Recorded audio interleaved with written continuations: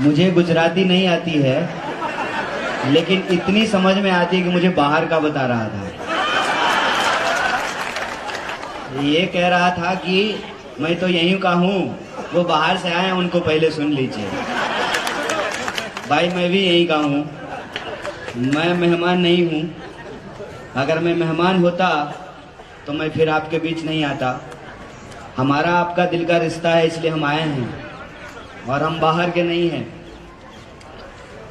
मैं सिर्फ इतना कहना चाहता हूं कि आप सब लोग जहां तक हमारी आवाज पहुंच रही है, मजादर गांव के सभी आदरणीय बुजुर्गों का, नौजवान दोस्तों का, माताओं बहनों का, प्यारे बच्चों का, मेहनत करने वाले, मजदूरी करने वाले, किसानी करने वाले, धंधा करने वाले, नौकरी करने वाले, अपने खून पसीने की कमाई से अपने परिवार का भरण पोषण करने वाले आप तमाम मेहनतकश आवाम का, एक एक इंसान का क्रांतिकारी इस्तकबाल करता हूं। आपका हार्दिक अभिनंदन करता हूं। दोस्तों, चुनाव का वक्त है और चुनाव के वक्त में चुनावी बातें होती हैं।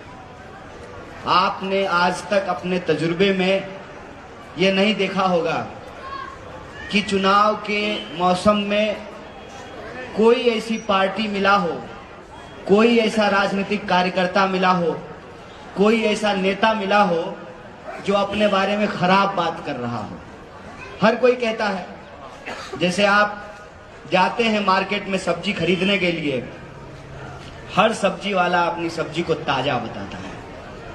भले जो है वो सब्जी 3 दिन पुरानी हो, वो सब्जी जो है पीला हो गया हो, सब्जी सड़ गया हो, फिर भी जो है लोग अपने सब्जी को ताजा बताते हैं।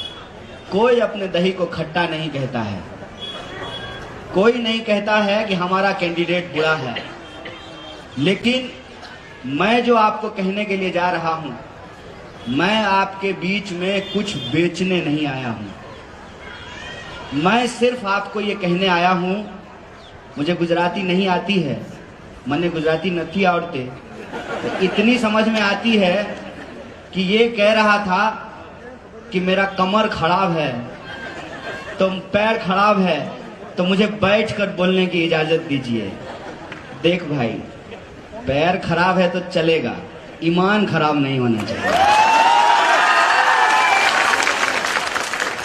अब आप लोग बस बता दीजिए, मुझे नहीं कहना है, इस इंसान का ईमान खराब है क्या? थोड़ा धीरे बोल रहे हैं, कुछ डाउट है क्या? ईमान खराब है क्या? तो हमारे पास एक ऐसी आवाज है जो सिर्फ गुजरात में ही नहीं, पूरे देश में अन्याय के खिलाफ लड़ने के लिए मशहूर है। और इसीलिए ना, रात को आसाम से पुलिस आई। सिर्फ गुजरात की पुलिस आई लव यू नहीं बोलती है, आसाम की पुलिस भी आजकल इसको इलू इलू बोल रही है। आदरणीय प्रधानमंत्री जी की कृपा रही, जय शाह के पप्पा का मोहब्बत अगर इसी तरह से हम लोगों को मिलता रहा तो आसाम क्या 7 मुल्कों की पुलिस ढूंढेगी भाई साहब। क्या है ना कि 2 तरह के लोग हैं। एक वो लोग हैं जिनका ईमान बिकाऊ है, एक वो लोग हैं कि कोई ऐसा नोट छपा ही नहीं है कि हमारा ईमान खरीद ले। और आपने अभी देखा होगा कि जब पत्रकार नहीं खरीद पाते हैं ना, तो चैनल ही खरीद लेते हैं। ठीक है, कहते हैं कि दौर होता है हर चीज का। जब यहां पे माउंटबेटन आया था ना, तो उसको नहीं लगता था कि ब्रिटिश राज कभी समाप्त होगा।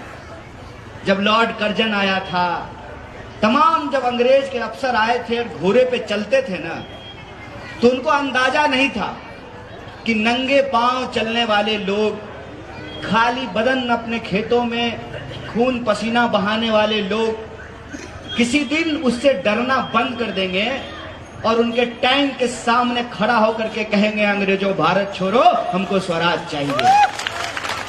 होता है लगता है जब आपको सत्ता मिल जाती है ना तो अहंकार हो जाना स्वाभाविक है। और सत्ता का अहंकार देखिए कि चुनाव अभी हुआ भी नहीं है, अभी एक ही फेज का चुनाव हुआ है, दूसरे फेज का चुनाव 5 तारीख को होगा, लेकिन टीवी स्टूडियो में सरकार बन गई है। जैसा का पप्पा जो है घूम घूम करके मंत्रिमंडल बांट रहा है। जिस भी एमएलए के प्रचार में जाता है कहता है गुजरात के मेरे भाइयों बहनों इसको एमएलए बना दीजिए, हम इसको मंत्री बना देंगे। अरे पहले सरकार तो बना लो भाई, फिर न मंत्री बनाओगे। इसको कहते हैं सत्ता का घमंड, क्योंकि उनको यह लगता है कि इंसान अपनी सारी समस्याओं को भूल जाएगा। रोजी का सवाल, रोटी का सवाल, शिक्षा का सवाल, बीमारी का सवाल, सड़क का सवाल, सब सवाल भूल जाएगा। अगर इंसान को उसकी भावना भड़का करके, उसके मन में नफरत पैदा करके, उसके मन में डर पैदा करके अगर इंसान को आपस में लड़ा दिया जाए तो लोग रोजी रोटी का सवाल भूल जाएंगे। ऐसा काम हो रहा है, ऐसा काम पिछले 27 साल से हो रहा है। इसीलिए तो चुनाव 2022 में हो रहा है और गाना 2002 का बजा रहा है। इसीलिए हो रहा है ना, उनको लगता है, क्योंकि 2 तरह के लोग इस देश में हमेशा रहे हैं। एक वो जो सत्ता के सामने सच के लिए आंख में आंख डाल करके सवाल करते हैं और घुटना टिका करके अड़ करके खड़ा हो जाते हैं, चाहे उनके ऊपर टैंक चला दिया जाए, घोड़े दौड़ा दिए जाएं, हाथियों से उनका सर कुचल दिया जाए। और आजकल तो हम लोग साइंटिफिक टेक्नोलॉजिकल रेवोल्यूशन में जीते हैं ना, तो आजकल नकली वीडियो बना करके लोगों को जेलों में ठूस दिया जाता है। ये होता आया है। लेकिन दूसरे वो लोग भी होते हैं जो सत्ता के साथ चाय पे चर्चा करने लगते हैं। आजादी के आंदोलन के दौरान भी 2 तरह के लोग थे। एक वो जो अंग्रेजों के खिलाफ जंग लड़ रहे, एक वो जो अंग्रेजों से पैसे लेकर के अंग्रेजों के लिए चापलूसी कर रहे थे, अंग्रेजों के लिए जासूसी कर रहे थे। आज 21वीं सदी में 2022 में भी 2 तरह के लोग हैं। एक वो हैं जो लोभ और डर के चलते सत्ता के साथ हाथ मिला लेते हैं। दूसरे वो लोग हैं जिनका ईमान बिकाऊ नहीं है, इसीलिए वो सत्ता के आंख में आंख डाल करके सवाल पूछते हैं कि रे भाई, परिवारवाद पे भाषण देते हो तो ये बताओ कि अमित शाह के बेटे को बीसीसीआई का सेक्रेटरी क्यों बनाए हो? ये बताओ कि 45 साल में देश में सबसे ज्यादा बेकारी क्यों है? ये बताओ कि 22 बार गुजरात के अंदर प्रश्न पत्र लीक क्यों हुआ है?